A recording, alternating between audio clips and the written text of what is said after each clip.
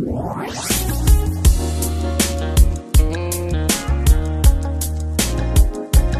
the Lord, niggas. Jade is irritating. I want you all to know that. I just want you all to know that. I want you to rest in that.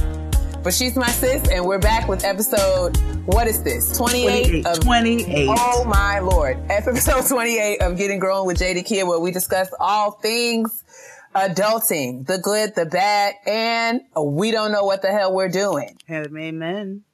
Come on, it's a struggle, full time. But we out here trolling one another. Well, Jade's trolling me. What's going on, sis? Nothing. Nothing's going on. Atlanta is happening, so yeah. You guys make sure you check out the link in the description box and come out to this fabulous pop-up. There's only a couple tickets left. You better sell your wares. Right? Your wares, sis. October 22nd. And then in foolish news, I was riding around today by myself. And so I was playing just a random playlist that I found on Apple Music. And Genuine's So Anxious came on. Oh, my God. And I was in the car imitating it by myself. Of course you were. Cracking up. Of course you were. It's 10:10. I know you were. Where you been? Don't come Did for you get Elgin. my message? Don't come for Elgin. Don't come for him. Your expressions is telling me that you've been thinking the same thing. Same thing. Yes. I've been thinking. He did cry. He cried. Still working. One of those Will hit me just as soon as your shift is over. This is still happening. You are really just down for the count all by yourself. I was like this in my car today. Tickled. How was your week? Listen, I had a work, man. Work is work, but I had a good week. I was in the Chi. Chicago was a good time. Did you eat delicious food? I had deep dish pizza. That was cool. Okay. I went to the south side of Chicago. Shout out to Tracy May. Tracy May came and picked me up, and we went all about the town.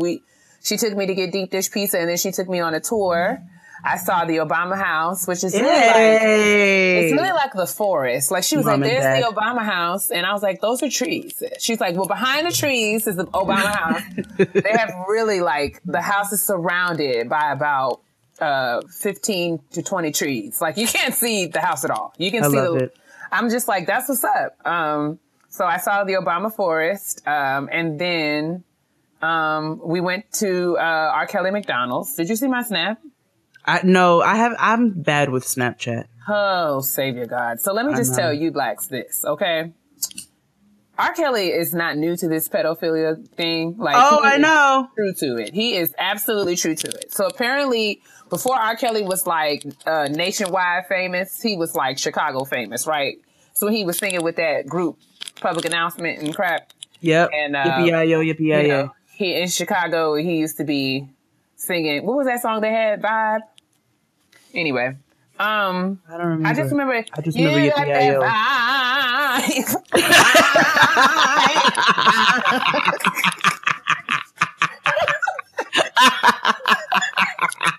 You know, R. Kelly got that signature vibrato. That wide vibrato. Am I making that up? He's canceled. I really feel like he had a song. Was it? Did I make that up? I hope I didn't make that up. Hold on. Well, I do know Yippee-yi-yo by Public Announcement. Yippee-yi-yo, yippee-yi-yo, what up your body, baby. That was after, it was after Aura. That was after he left the group, but they did have a song called Vibe. Yes, she's got that vibe. I knew I wasn't making it up. Anyway. Every time you do it, it's so gross. It's gross. Girl, you know you got that vibe. Oh my God. Everybody Google it. He's got that vibe. Don't Google it. He's canceled. He is. But anyway, back in those vibe days, R. Kelly used to sit his old nasty McNasty pants pedophilic behind. There was a McDonald's that was adjacent to a high school. I don't remember the name of the high school. Tracy said it. He used to park his old musty behind outside there. that McDonald's and be posted out there to wait for the children to get out from school so that he could just be his old filthy McNasty self. And they actually, like, in Chicago, this McDonald's is known as R. Kelly McDonald's, not because he's an upstanding citizen, but because he is a creep and he used to hang out in front of the McDonald's, like, so much that people just associate that McDonald's with his old filthy criminal behind. He is a disgusting, slimy human being. I cannot stand him. I remember my sister was in Chicago at All Star, and she was like 16, 17 years old. And she called me and my mom, and she was like, I saw this person and that person. She's like, oh my God, there goes R. Kelly. And my mom was like, move. Get out of the way. Please. Nobody has time to be playing with Aura. I don't have no time for Aura. I don't really fool with rabbits. But, I knew this set of country brothers, and one of them's name was Robert, and the other one's name was Bobby. Just wanted to share that. Well, maybe they call Robert Robbie instead of Bobby. Whatever. R. Kelly is canceled, and I will never ever forgive him because he ruined happy people. Like, I cannot enjoy happy people anymore. Like, he ruined 12 Play. He ruined so many songs that I really once loved. And Ignition. I cannot enjoy them. Or even if I do enjoy them, I feel guilt and shame. Like, no, I do. Listen, I let like 47 seconds of an R. Kelly song play today because it was on that R&B playlist, and I had to turn it off. Like, in myself, I was like, in my good conscience, I cannot listen to this. Let me tell you something. I remember Happy People. Like, he's a marketing genius. I mean, love him or hate him, criminal or no criminal. Like, I mean, criminal, definitely. But, like, R. Kelly released wonderful music right in conjunction with all of the horrible, heinous acts that he did. But he did. So, like, I just remember when same damn time. You know what I'm saying? When Happy People came out, I mean, we forgave him. Because, I mean... I didn't. I did. They keep the world turning. Turn. You see, I'm doing my shoulders is going. I like to toot and I like to beat, but now I can't. I just can't anymore, but I just cannot get excited. And I used to, Happy People, what? That is my song. 86 R. Kelly and 86 Goya. I'm not even a happy person. I know. And you like that damn song. Oh, that's terrible. Right. That's terrible. I mean, like, know yourself. I mean, I'm not like one of those bubbly people. I'm not terribly bubbly. Like, I have joy, but I'm not, like, on a day-to-day basis one of those people that's just, are you all right? Yeah. I'm like, what? I'm choking. Oh my God. Dying a little bit. But, I meant to say that I'm just not, like, I was very surprised to love Happy People because, you ain't happy people. Yes. Niggas are always telling me to smile. And I'm like, for what?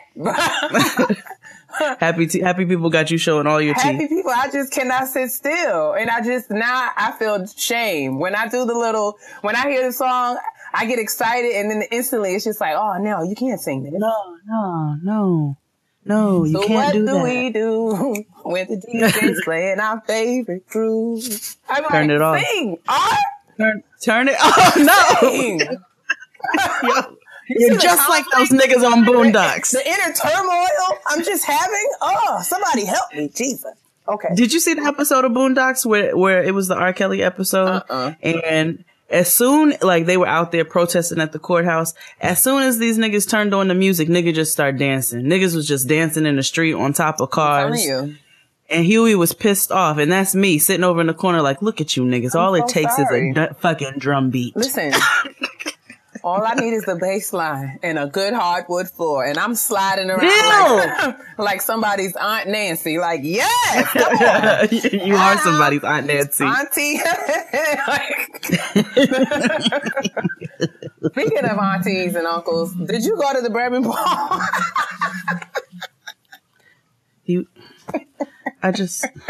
No shade to anybody who went to the bourbon ball, but I just feel like that's like auntie and uncle prom. We get dressed and go up to the bourbon ball. No, I absolutely did not. I mean, all the other girls was there. Why didn't you go? If all the other girls jumped Oh my God, here you go. into a pool of shit, I would not follow them. So I did not. I was like, there's a lot happening. I'm like fanning on that. What is going on? I'm looking for my church fan. You know, I usually keep one on my makeup desk, you know, but I can't find my church fan. I must have left it in the bathroom. No, I did not attend the Bourbon Ball, but our dear XD I was about to did. say, your brother was there. I saw him. He was I there, saw his pictures. yeah. Bobby was there. Bobby was there. I thought Bobby was in blackface initially when I looked on Instagram, and then I opened the picture. 50 Shades of Grey mask, honey. I was like, oh, you're feeling kinky tonight, huh? Listen, come on. The girls Yeah, were we cute. get kinky tonight. Apparently, Bourbon Ball is a move. Some of them. Yeah. Yeah, it is. Yeah, people like fly from other places to attend. From other places. I mean, you know what I'm saying? I'm not it's mad. Lit. It's lit. No, never mad at how you choose to partay. I heard that there was one in DC coming up soon. Unfortunately, I will be out of town the weekend that it is happening, but I hope that you niggas have a wonderful time. I hope you do. I think niggas, don't fight, you know. Shout out to the good folks at the Bourbon Ball, whoever you are. I don't know. Okay. Why are you laughing? I meant that genuinely. I know. This is popping right now, like. Shout out to my niggas. So, yes, I remixed it this week. Oh yeah. Shout out this week. Shout out to my bro is actually Detric Hicks with 5-Tier Media. 5-Tier Media is a multimedia company founded by Detric with a mission to promote and sell digital film, web, and creative content.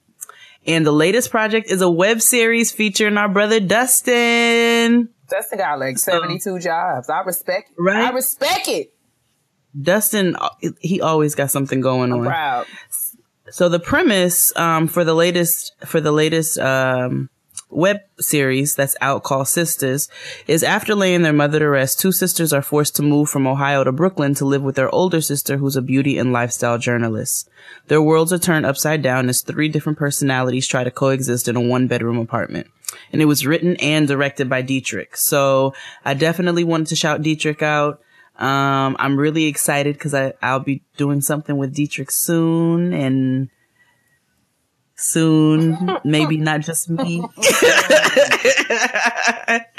and yeah, I want you guys to check out Sistas. So we'll make sure we put the link in the description box so that you guys can check it out and catch up. The first episode just came out, so you'll be able to catch up pretty quickly. I haven't watched it yet, but I plan on watching it because I enjoy Detric. I had a chance to meet him at the Friend Zone Live. He's a very pleasant young man. And he's very smart because he said I had great comedic timing. I don't even know what that means, but amen, here we are. But shout out to you. Detric be creeping. Yo, I didn't even know. I was just like, what? Okay, thank you. Be creeping. I didn't even know. I went out there and told these niggas not to ask 42 questions because you only get 1 question at the Q&A. Amen. But, amen. But I love Detric. He's a really cool guy and he's super talented. I'm excited to watch this movie. Is it a movie? Is it a web series? I'm excited. Is it episode 1 or is the whole thing is out? So just episode 1 comes out every Tuesday at 7 p.m. Don't quote me on that, but I'm gonna put the link in the description in the box and y'all can check all that out. Shout out to you, Detric. I'm proud of you. You out here, and I'm still praying about what we talked about last week. I don't know. I'm gonna just be honest. I don't really know because I don't know. I see it for you. I don't know. You know what I'm saying? Like I got 44 jobs. And right now, I'm just trying to think about bandwidth. But, you know, we'll see what the Lord says. So shout out to Detric. Y'all check him out. All the information will be in the description box. Absolutely. Shout out to our bro. I'm also going to shout out to my sis because she's popping right now. I'm going to shout out Vic Jagger. Everyone in the DMV should be familiar with Vic Jagger. She is the midday party DJ on Magic 102.3 and 92.7. She's on, I think, from 10 a.m. to 3 p.m. And segments on her show include the Midday Buzz, Happy Hour Mix with DJ Face, Grown Folks Convo. She always has the hottest tickets to the best concerts in the area. And she's just awesome to listen to. She's my good friend. And she's also recently started doing You can find her on NBC4 Washington with Leon Harris and Pat Lawson Muse. She does the Tuesday Trend. Every week she does a segment where she does the latest and hot topics. She's like the Shade Room on NBC4 Washington. And I just love her. I'm so proud of her. She's out here grinding. Money moves. Yeah, she's out here literally with these bloody shoes on, making all these money moves. I'm proud of you, Vic. Yes. You're growing your brand. You out here, and I can't wait to see what God's going to do for you next. So everyone, if you're in the DMV, please check out Big Jagger on Magic 102.3 or 92.7. And everyone check out NBC Washington or NBC4 Washington. You can find her there at NBCWashington.com and search for the Tuesday Trend, and you'll see her weekly segment. I will check it out for sure. Do that. Love you, Vic. Gang. She also goes to Tania too. Tania does her hair. She has the cutest little blonde TWA, platinum blonde. She's out here doing major things. That's my boo-boo. Love you, Vic. Kitchen table talk time. Oh my God. Gather round. Welcome me, welcome you. Welcome. So, what are you munching on this week? I got trail mix and alkaline water because, I'm trying to balance out my body. This acidity, get it the heck out of here. You know what I'm saying? Yeah. So I'm drinking my essential water, overachieving H2O. This is like, if y'all want to sponsor the show, please feel free. We're here. All checks are welcome. I like to line my alkas. Yeah, you got to line up your alkas. I like to line my alkas up. Super important. But I'm drinking trail mix and drinking trail mix. I'm eating trail mix and drinking water because I've been out of town. I just got back in town today and my refrigerator is just as dry as Malik Yoba's lips, honey. Just dry. Just dry. Yo. That nigga's mouth is so ashy. Y'all be careful. I have eczema. There's no excuse. Like, I've had eczema since I was a kid. You don't see me out here lips, though. How do you know? How do you know I'm not just managing I'm assuming. But I'm just saying. I just feel like we should give Malik the benefit of the doubt, even though they are dry and ashy. God bless him. New York Undercover was a great show. Okay. So we love you, Malik. What was his name on the show? JC? Was it JC? Was it JC? Damn, I can't remember nobody's name on that show. Eddie? It was Eddie. Eddie was the Puerto Rican. I feel like it was JC. And, yeah, it was all right. I just remember he used to wear them leather coats. Them peanut butter leathers. He sure did. And his lips were not as ashy then. I don't know what happened. I have yellow cake with chocolate frosting. Very black. I had a hankering. I made a Betty Crocker order. Butter cake. I wanted soul food yesterday. So I made black eyed peas, collard greens, yams, mac and cheese, and fried fish. Ooh. And I made yellow butter cake with chocolate frosting. Like, I kept it very, very, very black. You had me until the black eyed peas, though. You don't like black eyed peas? I don't really mess with the peas too heavy. Not even with turkey necks in them? I don't know. It's a consistency thing. It messes with me. That's how I feel about lima beans. I don't really hate them. mess with them neither. No. No. I can't with lima beans. I'm all right. But anyway, sounds amazing. We just out here. Yeah, man. Babbling. Let's get back on track. Tangenting. So this week, I had to. I'm not going to go into full detail, but I had to have a business conversation, an uncomfortable business conversation with a colleague, a friend / colleague, a colleague who is a friend, and it was a very uncomfortable conversation, but it was a conversation that was necessary, and so it got me in a space where I was like, all right, part of adulting is sometimes having to have these difficult and uncomfortable conversations. And it comes up in every type of relationship that we have. It comes up in your professional life, your romantic life, even in friendships. With your family, just dealing with other human beings with different personalities.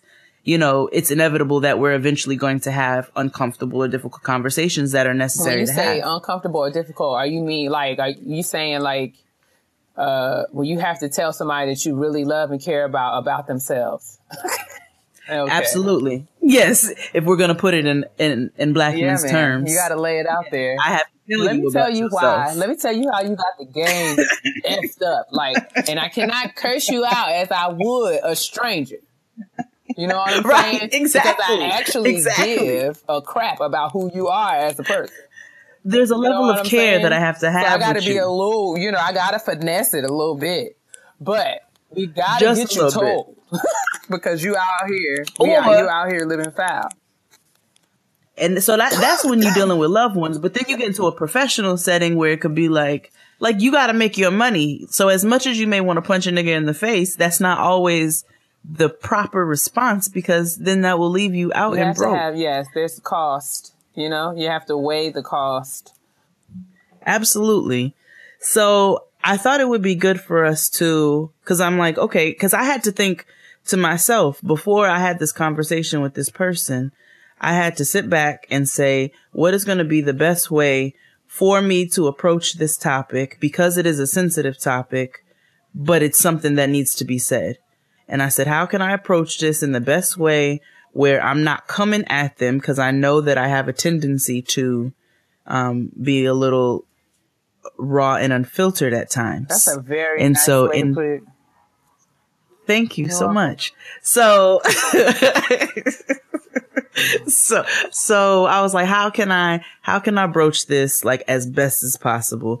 And so Keia and I collectively came up with a couple of steps, 5 steps to be exact, for maybe something that might help you or help all of us, because it's something that we're all going to have to deal with at some time or another. About how to navigate handling those difficult or uncomfortable conversations. Like just 5 things to keep in mind when you're preparing or considering having a challenging conversation with somebody that you're in relationship with, no matter what the relationship. Absolutely. So you want to start, or me, my nigga? You go ahead. You All start. Right, then. You start. Number 1 is to be clear, have some clarity around what the issue is. And I think that this is pretty key, because a lot of times, there can be some gray area or I think you need to make sure that you are very clear on what your problem is, or whatever the issue, whatever you're taking issue with. And when I say be clear, not just in terms of being able to clearly articulate it, which is also absolutely necessary, but being clear and checking, doing some self work and seeing okay, why is this bothering me? Being clear about why this bothers me, being clear about, being sure about whether or not this is something that needs to be addressed right now, being sure about this is the right time to do it, just taking some time to check your emotions and just doing a self-check of everything before even broaching the conversation. Because I think a lot of times we can lead with our feelings instead of being clear about the facts. And when that happens, it's really easy for there to be misunderstanding or miscommunications, things to be taken the wrong way, taken out of context, et cetera, et cetera, et cetera. So I think a good first step is to be clear about whatever the issue is. I don't like it when you X, Y, Z, or when you do A, B, C, D, it makes me feel this way or that way. And I want to talk to you about it because blah, blah, blah, blah, blah. Just being clear about what it is, whatever is bothering you. Also being clear with yourself. Right. Before you even approach that person, saying, all right, this is my issue, laying all your little facts out so you're not going in mumbling all over the place and stuttering all over the place and stumbling. Just being very clear about what your issue is in the first place. And then that leads to number 2, knowing your objective. Number two. What do you want to accomplish by having this conversation? What's the desired outcome? What are your non-negotiables within this, this particular challenging conversation, or what are some things that you might be willing to hear out from the other person. So just knowing what your objective is, what you want to accomplish by having this. What kind of outcome do you want to have from it? Are you hoping to salvage a relationship? Are you hoping to just have some clear communication and cut ties with somebody? Are you being very clear about somebody owing you money? I don't know, is somebody treating you in a way that you don't like? You know what I'm saying? Without clear direction, it's easy to kind of spin your wheels and get kind of caught up in a back and forth or an emotional exchange. Yeah.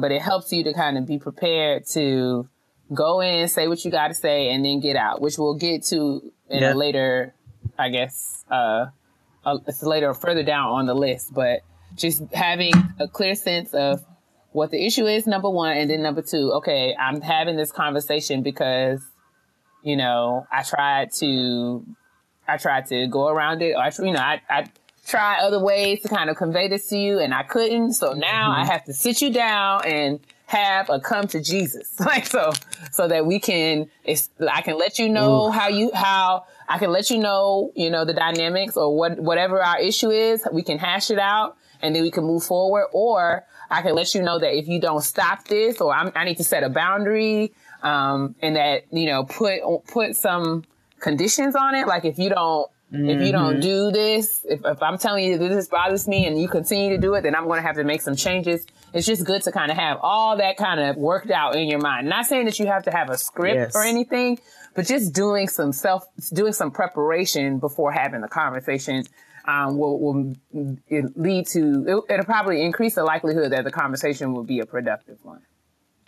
Right. All right. Then number 3 is managing your emotions. This is really hard. Right. For me. Right. Because I do not, Jade could tell you, my mama could tell you, everybody, my boss could tell you, everybody who knows me knows that I do not have a poker face.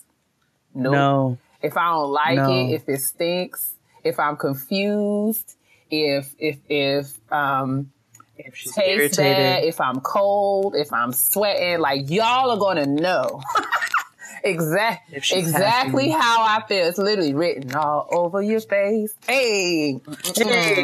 You don't have to say a word. You don't have to say a word. You don't have to say a word. Just smile. Smile for me. It's better than any word I've ever heard. Terrible. You see how we get distracted? That was a throw. Anyway. I love it. But yeah, I'm saying that so I have to be very cognizant of that. When I have to have difficult conversations, and I have to be cognizant of that because I understand that, emotions are often reactive and not necessarily responsive. So my initial reaction could be like, ew, gross. But not really realizing that response could be offensive or inappropriate or whatever. So as I grow in my journey toward supreme adulting, or adulthood, I should say, I've had to struggle. I've struggled really in professionals. Like my boss got me together literally just this week. We were on a conference call because I was in Chicago and she was back at the office. And she didn't even see my face, bruh. But she literally was just like she said something. She had an opinion. I guess she said something, and I was like, all right. But she literally was like, your voice changed. Like she was like, I could tell that you just feel some kind of way. And I was like, dang. But so I'm saying this is something that I am actively working on. But it's really critical that you manage your emotions.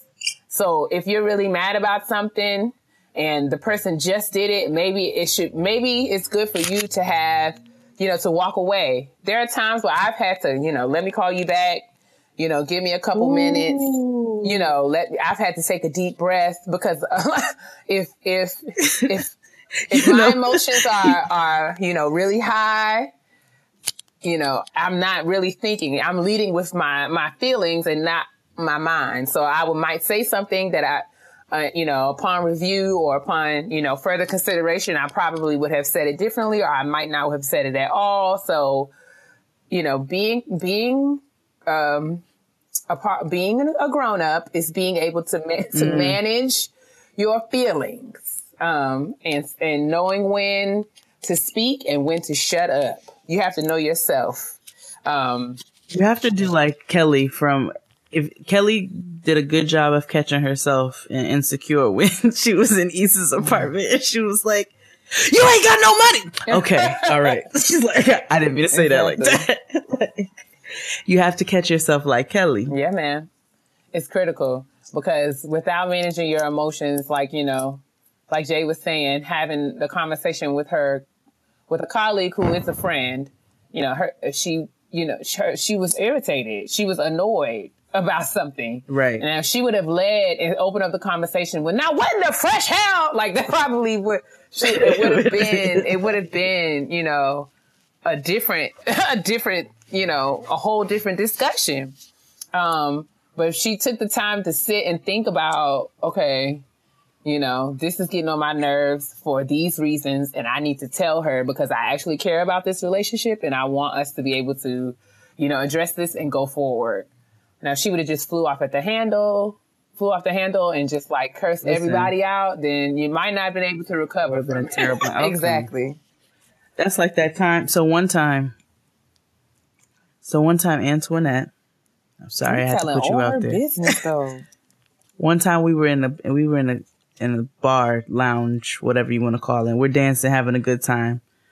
We're all a little drunk. And Antoinette let her white side come out because she like was playing and like she gets a rough sometimes, and she did this little pop in the bar. And so, yeah, pop to like, she like did a little like 1-2. Yeah, pop on my face, pop while we like dancing.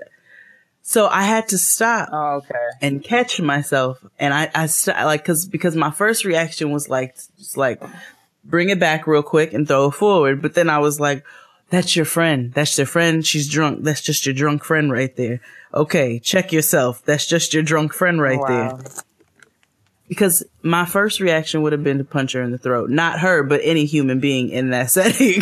I had to remember. She hit you in your face, albeit in jest, in like a joke. But like, yeah. Right. That's real. Yeah. Oh, I'm sorry. Finish your story. There was 2 niggas who saw it happen, and I saw their faces. They were like, "Oh!" And I like balled up my fist Arthur style. Like, yo, it's about to go down in the middle of this lounge. And then I reeled it back real fast. What were you about to say? No, because I was saying that even though like, this is cool. This is like, I didn't really expect to talk about this, but like when even there may be times where you have to apologize for something, even if you didn't mean it. Like, you know what I'm saying? Like what I said, you know, I've said on the show that like intention doesn't absolve you from responsibility. Right. So there was an instance where I said something to someone and I was joking, but they took offense to it. And they reacted, and I was just like, whoa, I was joking. And, you know, the conversation ended when I said I was joking, but the more that I sat with it, I was like, I clearly hurt this person. So even though my pride, you know what I'm saying? Like, I had to swallow it and just go back and say, you know what? I didn't really know, like, cause I had no idea. The person reacted like really, like, I was about to say bigly. That works. I can't believe that. I was literally about to say bigly. Oh, like in all seriousness. I'm never watching television again. You sound like Huey. I'm so upset. I can't believe that I was about to say that. You've been watching BET. It's not a word. You've been watching BET. Oh, I've been watching Y'all's President. Ugh. Never. So yeah, the person reacted, and it was clear that I had offended the person. And I was reacting to the reaction, like, who you talking to? I got mad and then just ended it that way. But the more I thought about it, I was like, you know, if I hurt this person, even though I didn't mean to, I'm willing to apologize for that. Right. So being able to manage and check those emotions that I was having, even in the reaction, allowed me to be able to go back and have this difficult conversation where I had to eat crow and say, you know what? I realized that, you know what I'm saying? I realized that I clearly crossed the line with you. So for that, I apologize. And I'm sorry that I had caused you to act bigly. Yeah, man. I'm sorry. I'm sorry that you had a tantrum. No, I'm just saying. I'm sorry that you got big mad. I'm sorry that you got big mad. I ain't mean it. But no, I actually gave a real apology and I ate it. Let me tell you how because the person was just like, yeah. And they was clearly still mad.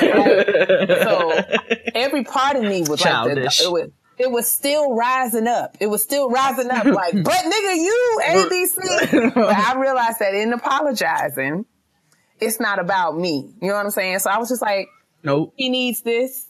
He needs this. So I said, I'm going to give it to you. And I apologize. And I felt better. I felt like an adult. And that was a difficult conversation that I had to have just this week. Like, my nigga, who was you talking to? And then sometimes you got to have them where you have to stand very firm in what you're saying. And it doesn't matter what the other person's argument is. And it's not hearing the person out, but it's being set and comfortable and you feeling the way that you felt initially and not allowing somebody else to manipulate those emotions. Right. So it's finding that balance between, it could be either scenario, but it's finding that balance and knowing. And that's why it goes back to number one, being clear about what your issue is. Exactly. You want to make sure that you fully understand why you feel the way that you feel before you even say something. Right. And I was clear about my intention on apologizing. So even when he wanted to go back into the argument space, I was able to be like, all right, nah, like I didn't come here for this. I came here to give you this apology and you going to take it. Amen. And that's going to be the end of the conversation. So yeah, that's it. I stand corrected. In the beginning, I was saying that difficult conversations just go one way when somebody has offended you and you need to get them together. But the difficult conversation can also be when you have offended somebody else and you gotta get, and they have to get you, somebody has to get you yourself. Yes, absolutely. So my bad. Are we ready to move? Are we ready to move to the next one? Oh yes. I used to date this nigga from Harvard real quick. Oh, come on here, Harvard. Hey. I know, right? I was with a smart nigga. So I used to date this nigga who went to Harvard, and I'm young. Like, I'm so young at this point. So I'm foolish and stupid and all of that, right? So I did him dirty. He found out about it. And this nigga sent me the most educated, like, cuss out. I love it. Via email that I have ever. Oh man, that's beautiful. The only reason I don't have it no more is because it was a Hotmail account. But when I tell you, I had to respond back to him and like clap my hands. I was like, kudos to you. Nobody has ever cussed me out like that before. I respect That's you. how I cuss you out. Right. That's like my kind of carrying on. I appreciate your verbiage. So I literally had to be humble and sit down. I told that nigga, I said, shout out to you. You told me about myself. Ain't nobody ever told me about myself like that. So you know what? You go ahead. Like, you got it. You got it, my nigga.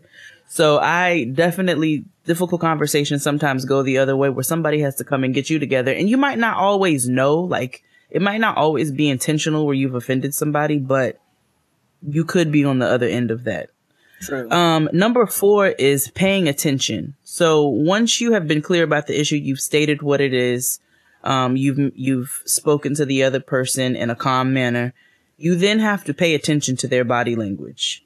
You have to pay attention to their response.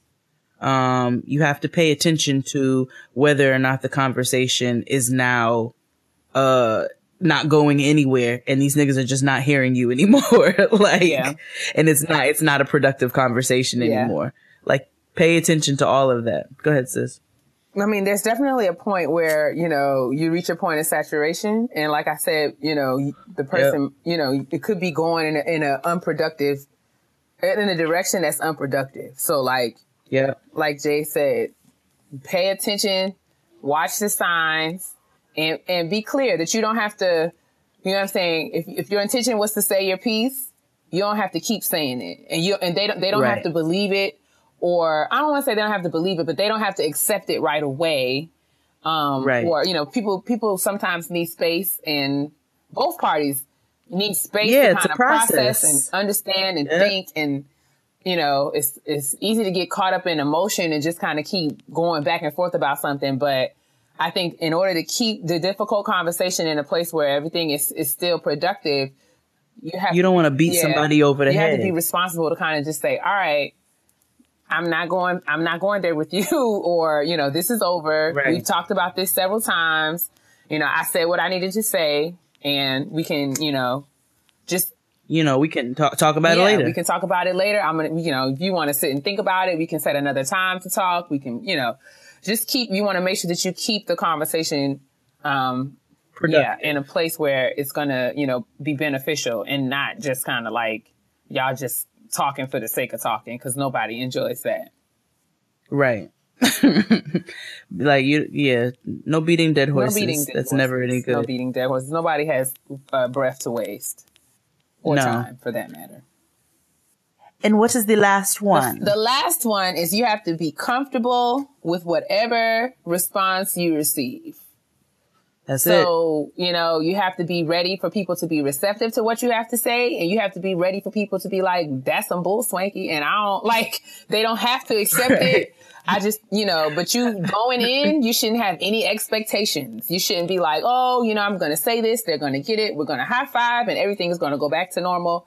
No, that's not how conversations work. You have to be respectful of the other person and give them the spaces they need in order to do what they have to do to process the information that you've given them and respond accordingly. So be prepared for whatever response you get. If they curse you out, be prepared to, I'm not saying you got to take it, but be prepared to respond. That it might happen. You know what I'm saying? It might happen. Be prepared that it will happen. If they be like, oh my goodness, that they apologize, that's awesome, or whatever, be ready to receive that. If they're confused and have other questions, be ready to hear those. Just go in. Don't wear earrings. You might got to swing on them. I don't know. I just think it's helpful to just kind of think through, and just be like, he or she could just totally hate this. They could walk off. They could leave me standing there. Like, it's cool. No matter what. That's like that episode of Atlanta where Donald Glover, he was talking to his baby moms through the door, and he was like, if let me do my thing. Like, I need to make this money the way that I know how to make it. And, if you love me and you have love for our child and blah, blah, blah. I just gave this whole like heartfelt speech, right? She opens the door and she's like, that's the dumbest shit I've ever heard in my life. Exactly. Like, you have to be prepared no matter what kind of heartfelt speech you have prepared. The worst thing you can do is set yourself up for a disappointing ass conversation. Don't rehearse a conversation because it's never going to go the way that you think it's going to go in your head. No. Look at what happened to Issa. Issa was out here imagining getting pregnant, had whole ass babies, families, niggas was going on vacation, had matching t-shirts and shit, socks. Hallucinating. You know what I'm saying? She was like off the shrooms. And when she came to, this nigga was like, all right, I'm out. So he was like, I'll see you later, Eve. What? Meanwhile, you had entire like life-changing events happen in your head in a matter of 30 seconds. That's totally me though. Totally. So you shouldn't do that. I used to like rehearse arguing with like, if I was going, I used to rehearse arguing with niggas in the shower. I'm gonna say this. Oh, then I'm gonna hit him over the head with this. Yeah. He not gonna be able to take this. Like, what a dummy, right? Because niggas never respond the way that you say they're gonna respond. It seems like every time you have your arguments all lined up, point A, point B, point all the way to point J, right? You got a whole 9 They divert. So listen, I can remember I have one specific time in my mind. I literally had wrote down on paper all the things that I was getting ready to lay out. And I literally started with number 1. And that nigga said, I am so sorry. And I was like, nah, I'm not finished. Like he did not want to hear the rest of the list. He was like, you're absolutely right. I was like, but I had prepared. He heard number 1 and was like, nah. Number 1, hell nah. I don't want to hear the rest of this. I'm sorry. Goddamn notebook and was like, no. He said, "Nah, this bitch wrote me a It's thesis. like, Absolutely do you not. have a I do not want to hear bulleted list? this. I'm sorry. I Are these apologize. bullets? But you don't even know what you saw. I apologize." I was like, we're not doing this. I was wrong. I was like, that is correct, and I'm gonna tell you why. Because like, I'm gonna tell you the other side of that, because you can have all your shit listed out and all on a notebook and 1, 2, 3 and ABCs in like sub paragraphs and all kinds of footnotes and shit. And the first thing you do is come to a nigga and you be like, all right, number 1, blah blah blah, and he'd be like, that's some bullshit because blah blah exactly. blah. They always want to try to divert. Line it up. It never goes the way that you think it's gonna go. So don't even rehearse the conversations. Yes. Be comfortable with whatever outcome happens. You need to know that it can go in so many different directions. You can hope for the best, but just know that might not, the realistic view is that it might not always happen that way. And just know that no matter what, you're going to be all right regardless. Because you get better and better at having conversations. You get more comfortable in knowing, how you like to broach these kinds of things. So just like every other thing in relationships, you just get better at it the more you do it. And you learn, because you learn yourself more and more. So that's the whole point of this kitchen table talk. So hopefully y'all can be out here having productive arguments with your loved one. We wish you all the best. Look how we're promoting healthy communication. We wish you all the best, really. Like Jerry Seinfeld did Kesha. Did you see that clip? Kesha ran up to Jerry Seinfeld on the red carpet. She was like, "Oh my God, Jerry, I love you. Can I have a hug?" He was like, "No, thank you." She was like, but I'm Kesha. He was like, "No, thank you. No, thank you." And so she like walks. She's like, "Are you for real?" He was like, "No, thank you." And she walks off. He was like, he was cracking. I've seen that. Oh. And they were like, "That was Kesha." He was like, "I wish her the best." Thank you, Jerry. I wish her the best. Thank you, Jerry. New season, Curb Your Enthusiasm, out now. I love Larry David. I have a soft spot in my heart for that old cranky man. But anyway, that's it for the kitchen table talk. Make sure that you guys are writing into gettinggrowmpodcast@gmail.com. You're more than welcome to submit anything that you would love to hear us talk about on Kitchen Table Talk, or break down, whatever the case, just struggle with. Yeah. You know what I'm saying? We are open to suggestions, though. You can answers, definitely, right? But we're out here trying to give suggestions and just trying to figure it out. Conversation with you guys. So let us know. That's it. Talk to us. I deserve. Yeah. All right, y'all. It's time for Black women self-care, because I deserve. Sing it, Mama D. I'm not gonna sing it. Thank you. I appreciate that. Is that my Black women self-care? Is that how you taking care of me? I deserve. Anyway. My Black woman self-care. Oh, girl. My Black woman self-care is twofold, believe it or not. I guess I'm making up for not having one last week. Amen. So, first things first, I pop up freaks all the honeys, dummies, Playboy bunnies, those getting money. You said it. You started it that way. It's your fault. I'm sorry to... I'm finished. All right. So I would have joined you, but I'm getting ready to talk about my devotional now. Shut up. Okay. All right. I started reading a devotional, like in my I don't even know. Like, I'm trying to be more disciplined in my time in the morning. Kind of getting myself together for the day, and spending time with God. And my pastor in my church wrote a book a couple years ago. It was a prayer devotional. It was like 50 days of prayer. So like every day he, gives a scripture and writes a devotional about things that make us kind of probe and question our prayer life. And it's designed to strengthen it. So I did it when the book first came out, and for whatever reason, I was led to do it again. So I started about 3 weeks ago. So I think I'm like 22 days in to the 50-day devotional. And it's just been really, kind of cool. I have to be honest that, there are some mornings where I don't do it. I don't do it the same time every day. And I have gotten behind. Like when I went to New Orleans, I fell off and I was feeling bad about that. But, instead of beating myself up, I just kind of like made up for the days that I missed and just kept going. But I will, if you guys are interested, I will leave the information. It's available on Kindle because I have it on the Kindle app on my phone. I will leave the name. It's called Ignite. It's like 50 days of prayer, like ways to ignite your prayer life. It's by Matthew Watley.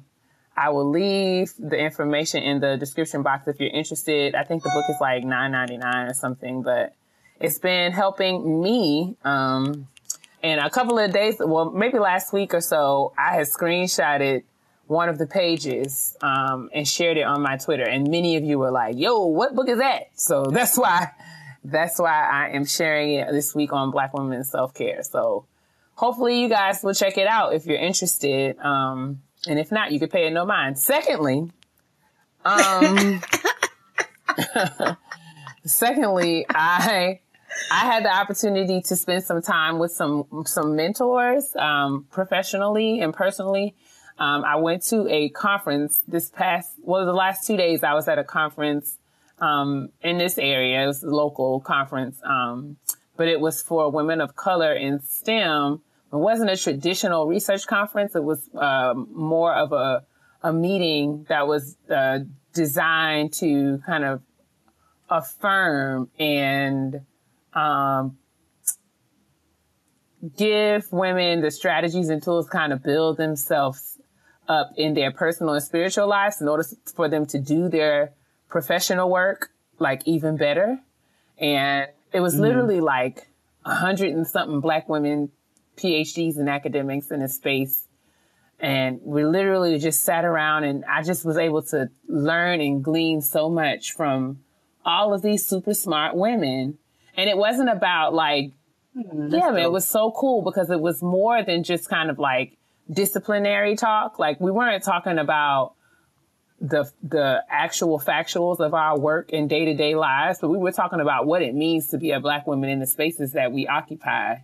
And it was so, so awesome. And I got a chance to, hear and meet we had great keynote speakers. I got an opportunity to meet Erica Huggins. If you don't know who Erica Huggins is, she's a former Black Panther. She was falsely incarcerated. She was one of the keynote speakers.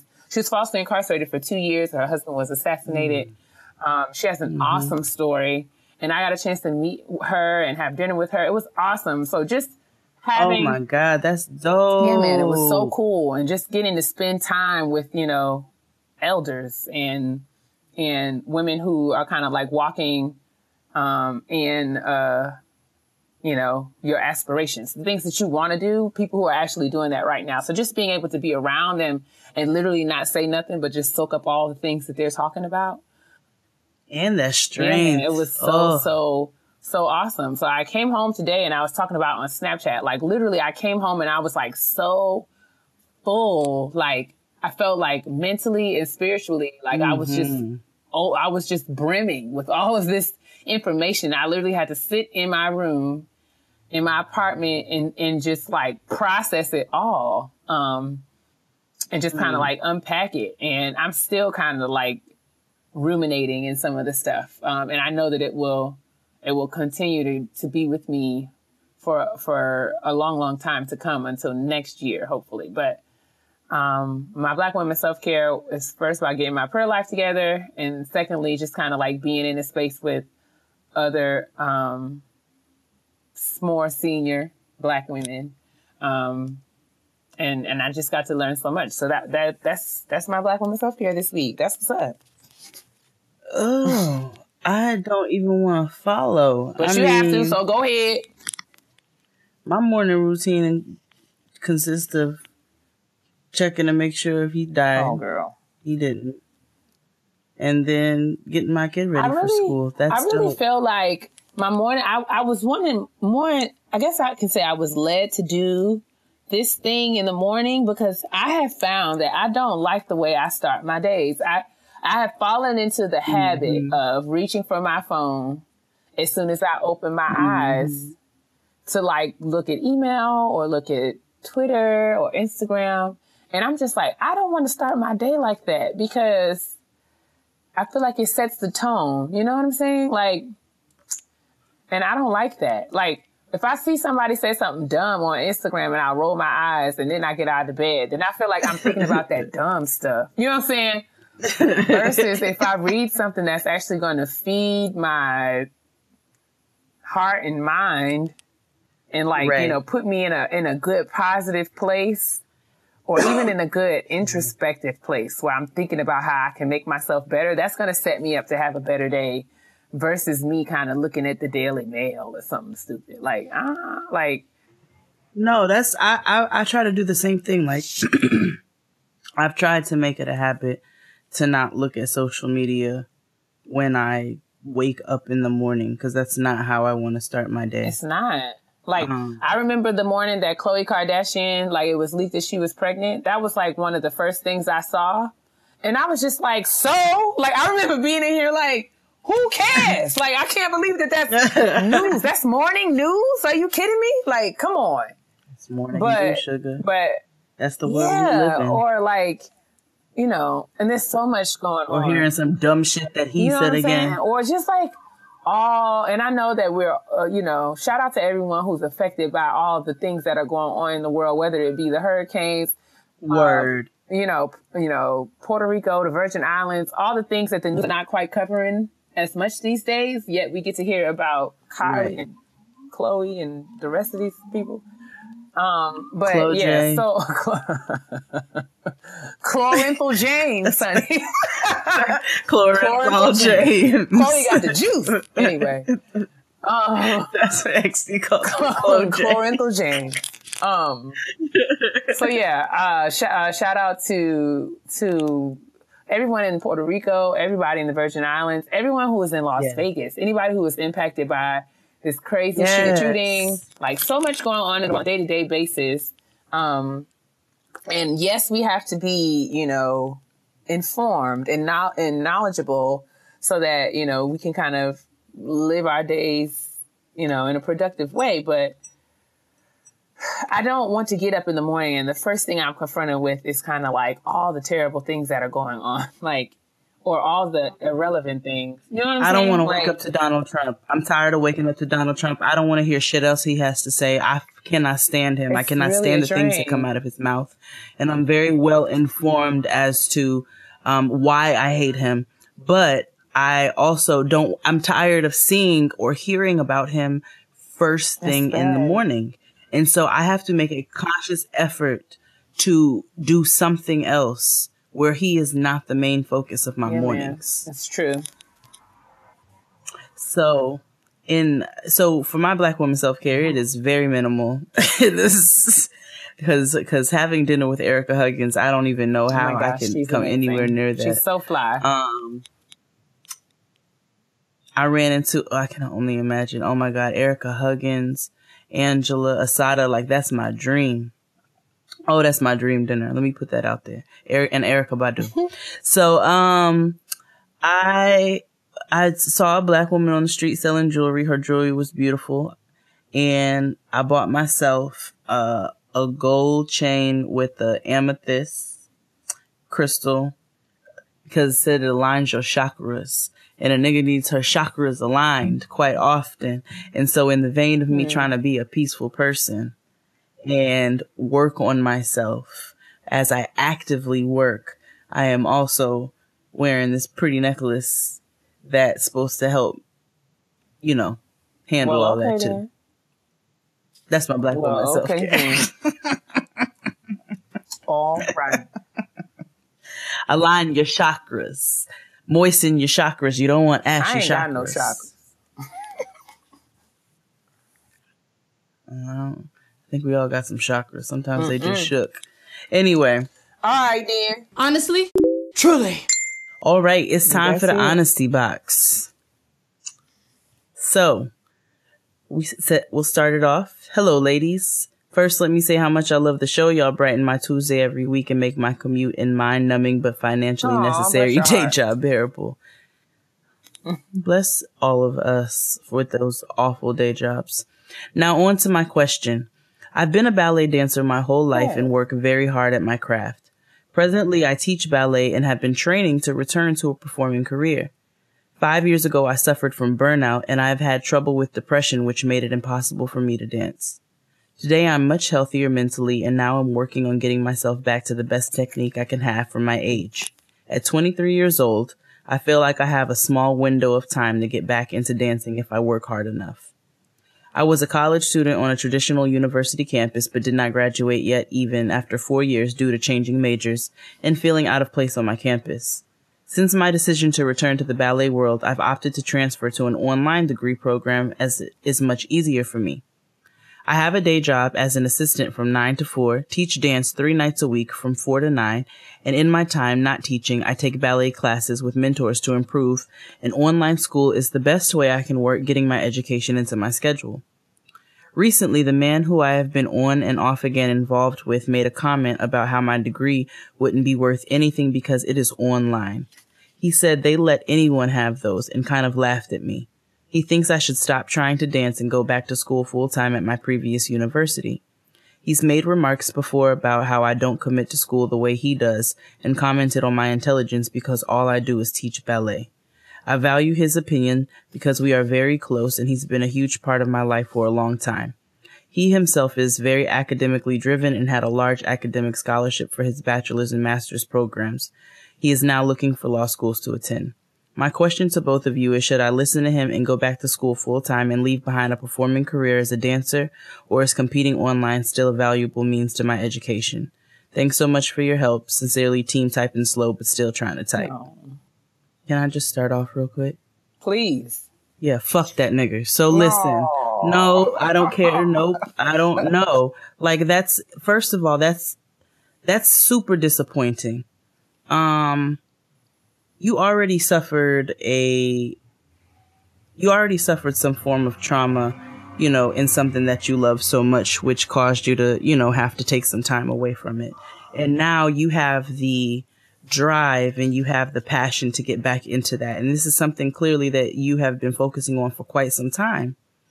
For somebody who is supposed to care about you, to be so, to like make a mockery of what you're doing and to put you down, it's disgusting. And that's not how somebody is supposed to love you. And you don't deserve that. Online school, if that's what works best for you, if you're doing what works best for you, but you're doing what you love and you're fulfilled in what you do, then you do what you need to do for yourself. And you don't let anybody deter you from that course. You don't let anybody discourage you with their banter or with their meaningless chatter. You don't let anybody discourage you because you're doing what works for you and you're doing something that you love. And at the end of the day, you're going to feel fulfilled because you focused on something that you care about. And fuck what that nigga has to say. Nothing he's saying is productive. Who cares what his path is? His path is not your path. And that is okay. And he needs to be respectful of the fact that you're doing something that you love and you're doing it in the way that works for you. And he needs to be encouraging. And if he can't do that, he can get right or get left. I see no lies. I think that I totally agree that this his approach is all wrong. I would also say that he is not positioned to give you any advice about A, the merits of your education, or B, your career trajectory. Nope. I think that his opinion is just that, an opinion.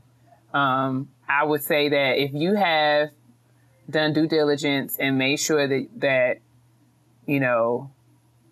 the decisions that you make line up with your goals that you set for yourself as far as what your career is going to be in terms of, performing or teaching or whatever, then that's really all that matters. Yep. And he doesn't have to doesn't have to agree or sign off on or validate any of the decisions that you make.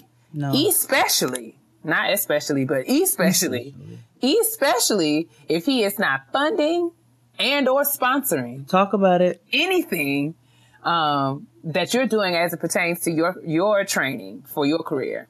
So, I get that, you want to hear the thoughts and opinions of your partner.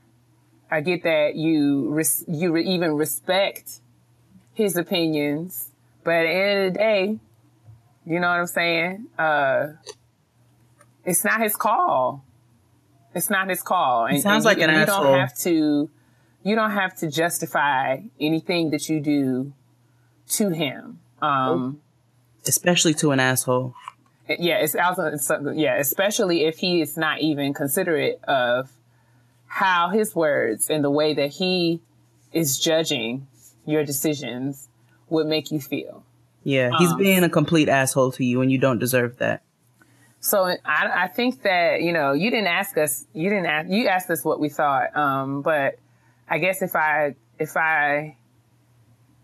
could offer you, I don't know what your plans are or whatever you decide, but I would suggest that you have a conversation with him, that first lets him know that the way that he talks about your decisions or your plans or what you're doing is inappropriate and disrespectful. And you can tell him that you appreciate the fact that he is concerned, but you can let him know that if you've done it, you can let him know that you've done your research and you know what you're doing as far as your life is concerned. Exactly. And if that's more than okay. And I'm not going to tell you to go back to school full time, and I'm not going to tell you to leave an entire career that you've put a lot into and that you clearly are very dedicated to. I mean, it sounds like all of your extracurricular activities are surrounded with dance, whether it be teaching or learning. And so clearly this is something that you're passionate about. And if you have figured out a way in order to achieve that, then don't let anybody, get you off track. Especially some raggedy, ashy asshole. I don't care if he's going to be an attorney. I don't care if he's going to be an attorney. That's not. And guess what? You're a dancer. That's beautiful. You know how many niggas are dancers? Not a lot. I don't know. I'm just leery. I've had a lot of. I have been in relationships with dudes who have tried to advise me. Right. Don't give me advice, nigga. I mean, I feel like if it's good advice, I actually would welcome if I trust you and I see your decisions and I value your opinion and I think that, you're a stand-up person. That's different. I wouldn't mind hearing your perspectives on things. That's different. But it's all about your presentation and how, don't come at me on some, I think what you're doing is stupid. That's it. That's the kind of advice I do not want. Yeah, I feel like, I think y'all should have a conversation. Especially if you're the type of nigga that can dish advice out all over the place and never take it. Like, please, you can get all the way out of here. You have to be careful. You have to be careful because that's emotional abuse. I just think it's really easy for, and I don't know this young man. I don't want to judge him, but I just feel like in my experience, it's really easy for guys to tell you what they think you ought to do. And it's fine.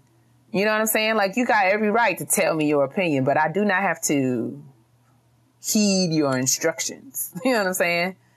It's like, there's a difference between opinion and instructions. If you're giving me your opinion, I can hear it and I can disagree with it. Right. Or I can agree with it. I could take, eat the meat and spit out the bones, whatever works for me. But, you know what I'm saying? I don't have to do nothing just because you say so, my G. No, I really don't. I only got one daddy. I don't even know where he at. So you, it's not looking good for you, Chief. It's not. It's not looking good. You ain't my daddy, Chief. My grandmother used to say, yo, I love her. She probably punched me in my face if she knew I said this, but she used to talk about how like my grandfather used to be real super suggestive. Like his suggestions would often temper or, you know, teeter over the line into prescription. It's like, you know what I'm saying? Like your suggestion is sounding a lot like in a directive, my nigga. Like, you know what I'm saying? So my grandma used to say like he used to cross that line. She used to say, I used to just remind him, I used to be like, my daddy's name was George. What's your name? Oh, okay. Because George is not here. Hello, good morning. What are you saying? And be like, that's it. Grandma, get it together. My daddy's name is Mickey. Please. What's your name? Yes, honey, as in the mouse. Hallelujah. My dad's name is Todd. Todd, like Todd? Yep. Why it sound like you said TAWD, like Todd? Todd. Todd. And I called him Todd till I was like 10. That was real Brooklyn of you. That nigga's name is Todd. My father's name is Mickey. And everybody thought I was lying about that in elementary school, but no, that is his actual name. That's like one of my friends who told me her dad looks like Cat Williams, and I thought she was lying, and then he actually looked like Cat Williams. So anyway. But yes, sis, I hope that's helpful to you. And I'm sorry that you have to deal with that. I think if you dance and you love to dance and you're good at dancing and you got a shot to be a professional dancer and that's your passion, I think you should chase that with absolutely everything you got. You better dance in your lavender. In your lavender. Dance. It's coming out of her. From her back. I think you should give it all you got. And if this nigga got a problem with it, tell him to call me. I got no problem telling him. Stop playing in my face, young man. Why don't you go take the LSAT and get out of my business? Yeah. Hello? I'm Keia. She's gonna tell him dignify. Good night. I'm just like, good night, nurse. Get off my phone. Are you kidding me? Are you kidding me? You done got your little master's degree and now you want to give somebody some advice? Let me tell you something, son. Son, nephew. All right? Ain't nobody ask you for nothing. Hello? Have I asked you for anything? Let me tell you something. You in law school, but I didn't ask you for no legal advice. I didn't ask you for anything. Like, fuck out of here, nigga. Come on, man. Ease up. Yeah. Tell that nigga to get right or get left. Tell him to support your decisions or go on somewhere. Nobody has time for all that negativity surrounding you. If he's not paying any of your bills, even if he was, but especially if he's not paying, does he have anything on your rent? What he got on October, sis? Right. What he got on your telephone What he got bill? on October? On any of these bills for October? What you got? What you got on his car insurance? What you got on his cable bill? What you got? Nothing. What you got? All right, then. If you don't got nothing, that's where your opinions ought to be. Right there with your nothing. And out of my face. See? Boo boo boo. Boo boo. Boo boo.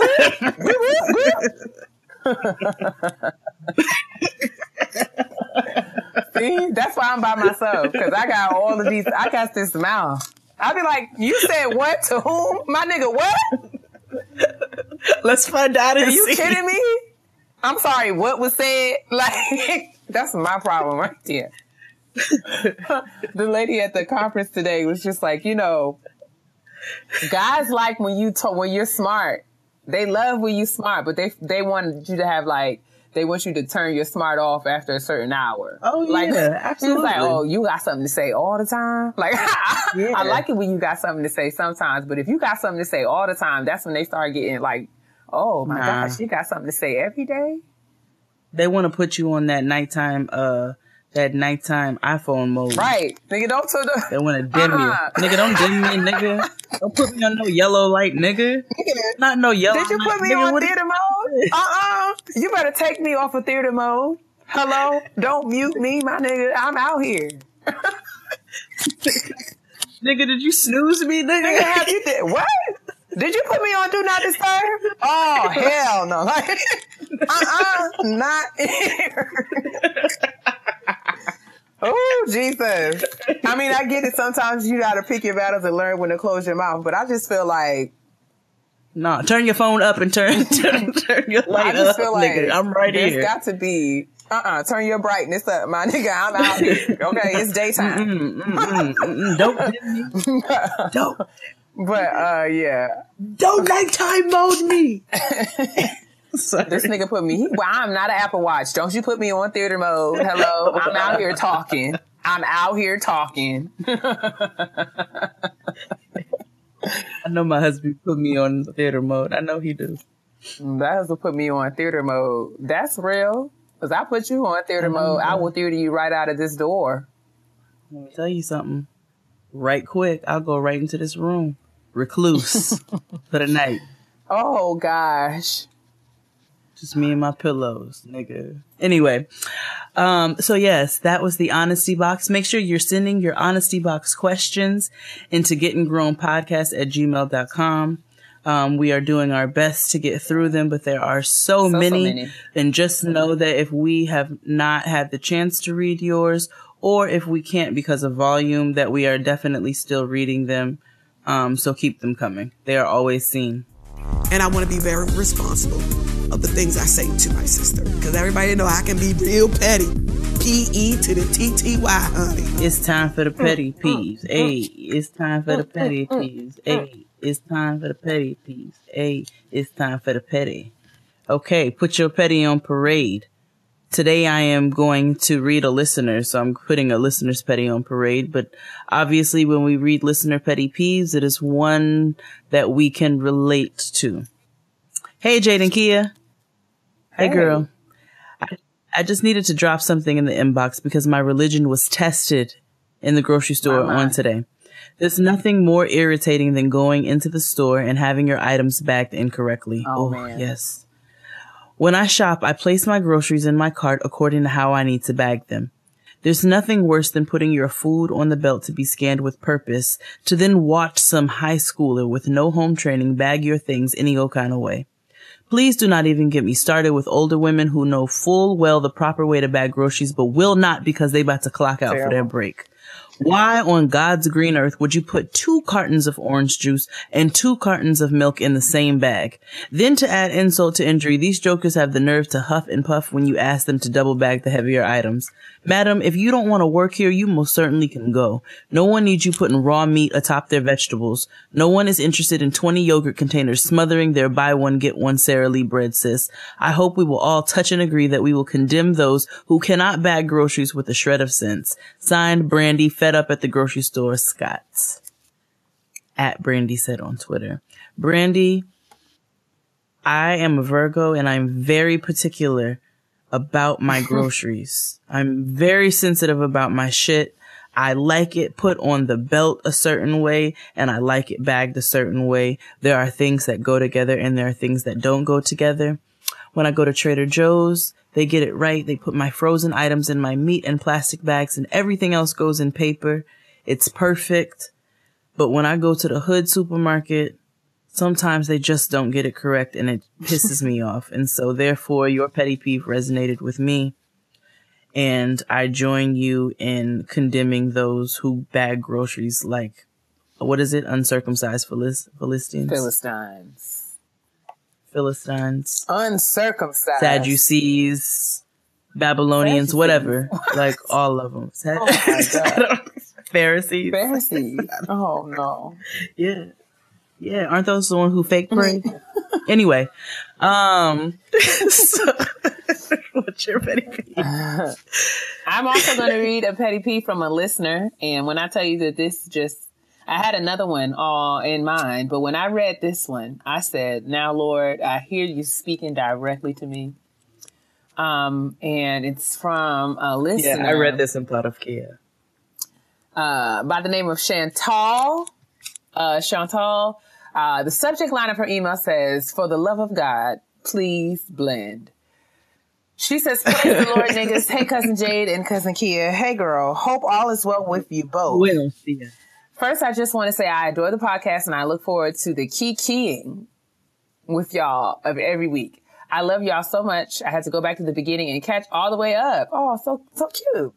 So glad I did. Y'all got me through the most boring work days this summer and I'm highly grateful.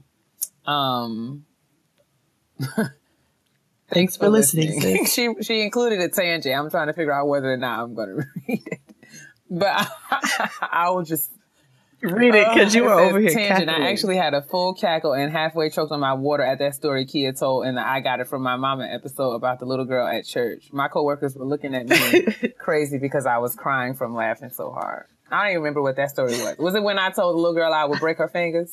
Probably. I think so. Yes. She says, anywho, I'm going to try to make this short, but I had a petty peeve I just had to share as Keia. I think you may relate. Ladies of the universe.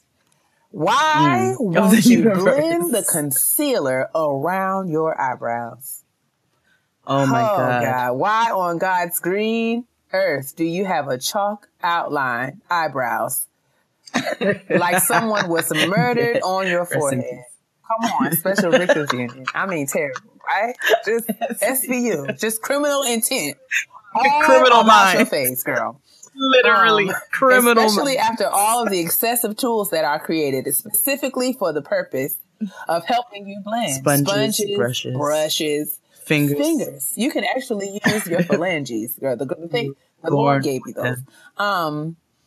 She said, and why? Please tell me why. Does everyone ignore the area between their eyebrows? Woo! Girl, you're preaching. Tell me why. Girl. Ain't nothing but a heartache. You're preaching. She said, ain't nothing but a I am sick and tired of getting anxiety from these Instagram mini tutorials where I'm waiting for them to finish blending and they move on like they're done. I feel like people like who... She said, people like that who do that eat their chicken when it's still bloody. Ooh, yeah. You are not done. I want to yank. Nor you finish. I want to yank them back to the mirror by their ears and put a brush or beauty blender or a disposable blended sponge, silicone, anything. Hell, maybe even one of them chicken cutlet bra inserts inside their hand to make them sit there until the line of demarcation is no longer visible. You chose to go 4 shades too light in your concealer. Now reap the repercussions. Now, let me tell you, Chantal, you got me together right here because I had sent this in the group chat to my friends because there's a young lady who I know personally who refuses. I don't know what the trend is right now, but are big eyebrows back? Yes. And like those drawn on ones are terrible. So this young lady...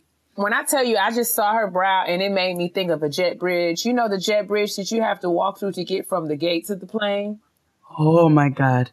Keia sent that in the group I actually text. did a side-by-side with this young lady's eyebrow and the jet bridge. And I'm telling you that they were one and the same. Because, like, you know how they make that, like the opening, like the front of your eyebrow should not be as wide as a two-way street. It should not be. You should not be able to transport 300 to 400 people between your eyebrows. Like, that's not. And let me tell you something. Chantel was really on to something. Underground ass, railroad ass eyebrows. You got to stop. When Chantel was old on Journey to something, Smollett ass eyebrows. She was on to something talking about this whole, you know, your forehead is just one. It's the space between your brows. You have got to bring that together. When you conceal your brows underneath, you got to take that same color that you put underneath your brows. You have got to find a way to blend that and make that gradient in to the highlighter that you use to conceal the center of your face. You understand what I'm saying? Like, y'all just be out here with lines on your face and it's just so evident. So literally, I don't even know how to do makeup and I blend my shit. It's just seamless. Like your skin, when you don't have any makeup on, your skin just goes, like the dimensions in your face are seamless. They just transition seamlessly. So when you are mimicking that after you put your makeup on, it is your responsibility. Like you must replicate your original face. That's the whole point. Yes. It is to highlight and accentuate. It is not like build a Mexican wall. Like that's not what it's there for. You're not supposed to separate. You're not supposed to look crazy. So I don't even know how to do makeup and I know to blend my shit. Oh, another thing, can I add on to that? Mm-hmm. This banana powder situation that you all have going on, like you guys owe the fuck D on banana powder. So when you take pictures, it looks ghostly and crazy. It's not for everybody. It's not for everybody. And I think the biggest issue that I have is that the people feel like they need to baptize themselves in it. Like, clearly, and these professional makeup artists are doing this to these celebrities, so they're on the red carpets looking crazy as cat shit. It's just really like there are things, you know what I'm saying? YouTube, God bless YouTube. YouTube, there are people out here, makeup gurus on YouTube that are literally making millions of dollars, like literally. So they're done well for themselves. But I think what we lose sight of is that, you know, makeup artistry is, you know, many of us are makeup enthusiasts, self-included. You know what I'm saying? Like I'm a makeup artist in that I will do makeup for people. When I've been asked, like, you know, my friends getting married, I have done bridal clients, all that stuff. Hello. Yes. But at the same time, I respect the artistry and I respect people who have invested in being trained and learning how to do this. And there are people who are self-taught. So I'm not shading or shaming them, but I just feel like YouTube kind of got us all out here feeling like we saying fine. Right. And, you know, the artistry comes when you know, when you're able to look at a face, whether it be yours or somebody else's, and assess what the needs are and then meet those needs. Not that you just do everything that you see. Did you ever see the Joanne the Scammer makeup tutorial? Mm-hmm. Exactly. Like we just out here following the steps. Like that. Like Candy Johnson is one of my favorite YouTubers. She's a white girl. And she's just so bubbly and awesome and amazing, and she does great makeup. But I cannot do we have different faces, different skin tones, different features. I can watch her makeup tutorials and appreciate what she does to herself, but I have to know that what she does for herself, I cannot do for me. Right. That's just because and I can respect it, and I can take something that I see her do and I can try to make it work for me, but I cannot just mimic, and I just cannot. So I don't know. Chantal, you did that, girl. I mean, we all got to be out here. The eyebrows that you have on your face, the best eyebrows will come when you work with what the Lord gave you. Amen. Legit. Legit. Stop trying to make a bride and no brow, sis. Just nah. Yo, what speaking you got? of which, so now they have lace Stamps. front eyebrows. Yes, they do. What the fuck? Did you know that Crystal has some? No. What? You should call your sister and ask her to tell you that story. Yeah. She doesn't even need that. Just ask her. Call her and tell her she has some. This is a long, long time ago. She does not have them currently, so don't y'all be doing too much. But oh my gosh, you should just call her and ask her. I hope that she won't be upset about me saying this on the show, but I don't think she will. I feel like she's talked about it because she's tweeted about it. I know she has, but you should talk to her and just ask her to tell you the story of when she saw some lace front eyebrows online and she ordered them. You should just ask her to tell you that story. How great. I can't believe that you didn't know that. I definitely. Lord God. Oh my God, my cheeks hurt bad. Okay, so yeah, they have stamps now too. They also have eyebrow stamps. You literally put it's a shaped eyebrow and you find the stem. You literally just smack it on your face. I don't know how that works if you already have an existing eyebrow, but God bless. Clearly, that's for people who have zero eyebrows. Some people shave them off or just make them really small so they can just, do them themselves, which, I mean, for some people it works if they know what they're doing. But for those of us who don't know what we're doing, it would just not be in our best interest to shave our eyebrows off and use this stamp. I just feel like you can't do everything you see on your IG feed, sis. Stop it. Just cut it out. I know. And stop Remember, putting trends are no bueno. Yeah, man. Stop putting these jet bridges on your face, these parallelograms. Your eyebrows are supposed to look like eyebrows, not any other quadrilateral. Stop it. Stop it, I said. When your auntie was following trends, she tattooed eyebrows on her face, and look at her now. Yikes. And now she got gray hair with jet black brows. These angry bird brows on her face. Help us, Jesus. Not angry bird brows. She's looking like an angry bird.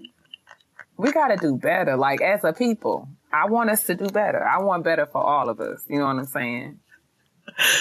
Oh, brows shit. are really tough. You know what I'm saying? I think that if you're just, we can have a whole show about We brows. really can have an entire kitchen table talk about eyebrows. We can have but a kitchen table talk about makeup because Fury, one time I was doing Instagram Live and Fury suggested that we do a makeup do's and don't you the hell evers. I thought that would be fun. Don't you the hell ever do that ever again.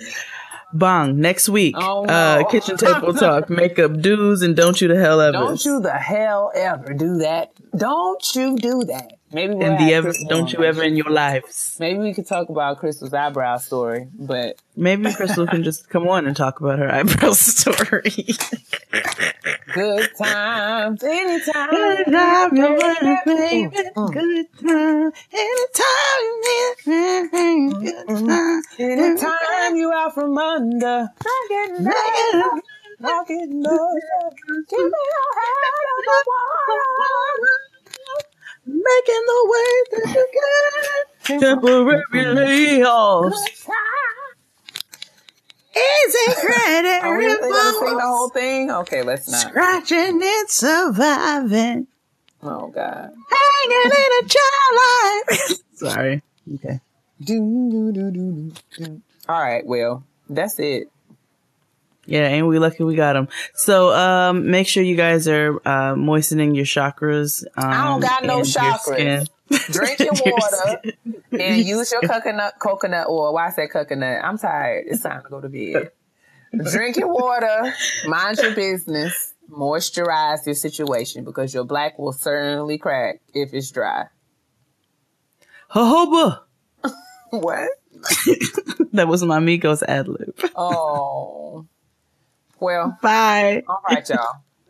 See you next week.